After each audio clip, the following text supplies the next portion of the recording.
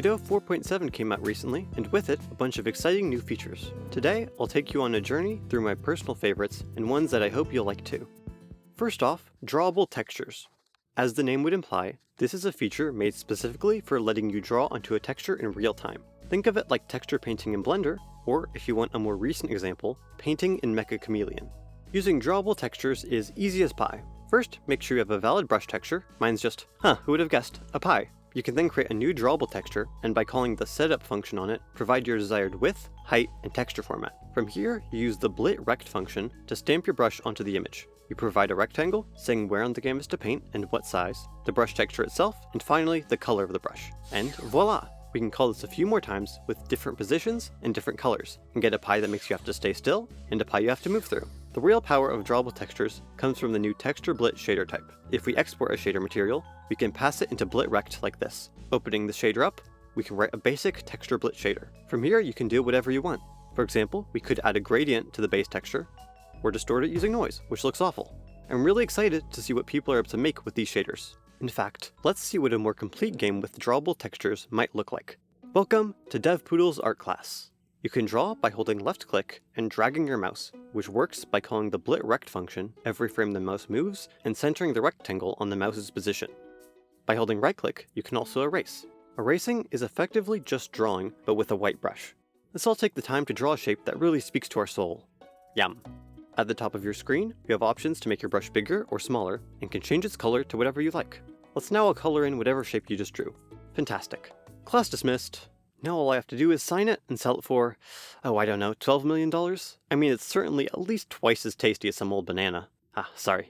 I plan to put out a full video about making a paint program eventually, so I hope that's something you'll look forward to. Speaking of painting, that brings us right to our next major feature, the 2D Scene Painter. Previously, when it came to placing a bunch of scenes around your level, for example, these collectible gems, you only had two methods. First, you could manually copy and paste the scene as many times as you want. This is slow, especially when trying to delete. Second, you could set up a scenes collection in a tile map layer. This does make placing and deleting scenes really quick, but it comes with some drawbacks. First, you don't get access to the scenes you've created in the editor scene tree. This means it's really annoying to get references to specific scenes or edit them individually. Second, they're all aligned perfectly to the grid, which can work for some games, but certainly not all.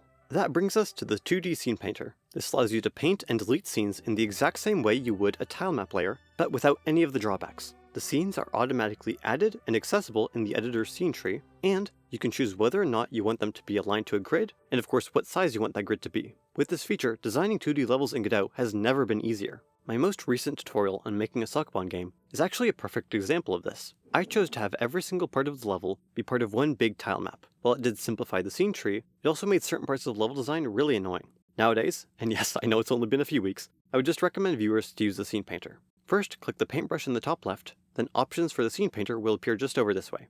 Using the eyedropper tool, select a scene you want to paint with. Then this magnet button lets you choose what snapping option you want to use. I want Snap to Grid Cell Center. We can then paint, or erase, using left and right click respectively. Our next feature is even more exciting, at least to me, and that's the new offset transforms of control nodes. If you don't know, the way control nodes in Godot work is that generally, the parent control overrides the transforms of all its children controls. This is what makes Godot's many container nodes possible, which are responsible for automatically organizing nodes into vertical or horizontal lists, grids, or other forms. The problem is, what happens when you want to individually edit a control node's transform? Like, let's say you want each button on this list to get bigger when you hover over it. Previously, the only way to reliably do this was to add a second layer of controls in between each button and the container. This layer would then apply a secondary transform to the buttons, scaling them up how you'd like. I'm sure you can see how annoying this would be, especially if you're trying to add it after you've already created your whole menu. The new offset transform properties of control solve this entirely. They can be found under Layout in the Node Inspector. You first have to click this checkbox, and then you can start messing around. Something important to note is that by default, these only affect the visuals of the control node. So if you want to interact with it in-game, you have to press here, not here. If you want reasonable behavior, you have to uncheck the visual only option. I have no idea why this isn't the default, which is something I say often enough that I made a whole plugin just to change it. Back to the menu from before, if you want to scale these buttons, instead of having to create a bunch of new nodes, you can just add a script that changes the offset transforms based on the position of the mouse. This gives us the exact same functionality with way fewer nodes. If you've worked with control nodes a lot in the past, I'm sure you can understand why I'm so glad this feature finally made it in. In fact, I'm so glad that I decided to make the ultimate menu. Pull the lever, I'm regretful to say it, but I think graphic design has reached its peak, and making it was easy as pie.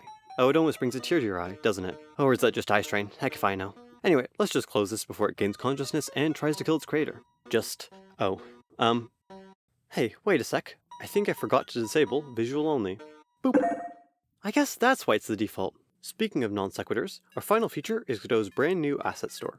Now, if you have eyes, you might think, wait, is this just the Godot asset library with a new coat of paint? And to be fair, it does kind of seem like that at first, but there are genuinely a lot of new features to be excited about.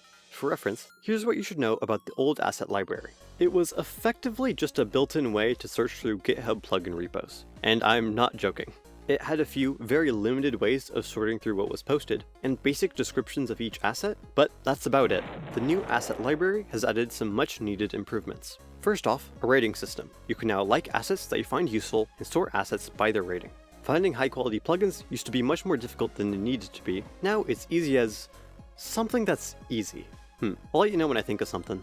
Second, there's now a proper system for handling multiple versions of a plugin. There's a menu you can select on the website that lets you choose which version of the plugin you want, and text telling you what versions of Godot it supports. Finally, there's a big new feature that isn't quite here yet, but is planned for the future, and that's paid assets. I have some mixed opinions on this. I mean, I very heavily rely on free and open source stuff, but I'm hoping it will bring more people to the engine and provide funding both to the engine itself and developers who use it. I say as I adjust my monocle and twirl my mustache. Yes, I've fallen to market forces. I mean, just imagine how much money I could make selling art like this. But seriously, let me know what you think about this topic in the comments. I'm curious what the community's thoughts on it are. While you're there, you can also leave any questions or suggestions you have for me. I'm DevPoodle, and this has been a rundown of the most exciting new features of Godot 4.7. See you later, and goodbye! Shoot.